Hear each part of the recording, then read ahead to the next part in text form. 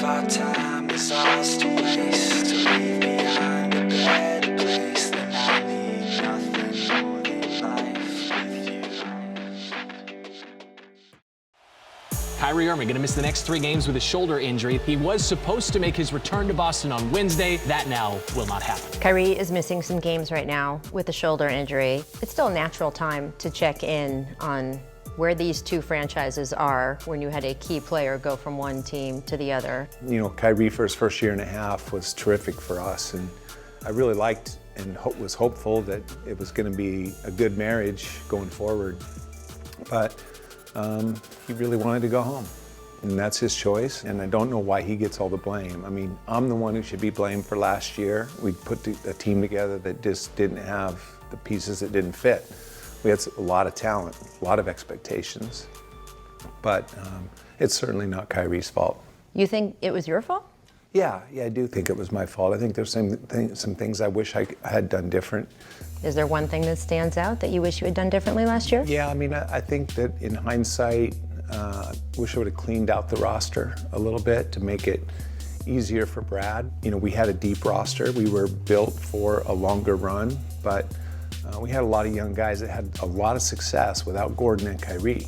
And the guys that had success without those two guys, you know, felt like it was their time for the spotlight, and it just didn't mesh. What do you do as a front office? How do you pivot when you know a top 15 player is walking out the door with no compensation?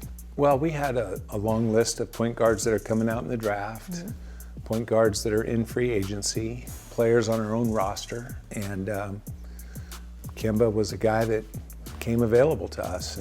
All day, let's get it. Big top, looking sharp, boy. Yes, sir. And now where he has a chance to win, like he's winning games at a higher rate than he ever has, and you can see that joy. We didn't have that last year, even when we were playing well. We didn't really find the happiness in playing and the joy with playing with one another. So, yeah, Kemba was a great fit for us. What the Celtics are doing right now, which is playing a lot of the game without traditional bigs or even a traditional big at times, I'm not sure they can get away with this as a core way they're going to play the rest of the year. You watched Al Horford go to Philadelphia this summer. Yeah. You traded Aaron Baines to Phoenix. Is that a spot where you feel like, man, I got to beef that up before we get to the playoffs? I don't know. I'm anxious to see how our young players, I mean, I think it's a good thing that we can't do trades until December 15th. Or most of the league is off limits until that point. Star for the Boston Celtics. He's fit in rather well. Celtics, of course, with the best record in the NBA, and Kemba Walker has fit in beautifully. He has such effusive joy when playing the game that it's contagious for his teammates.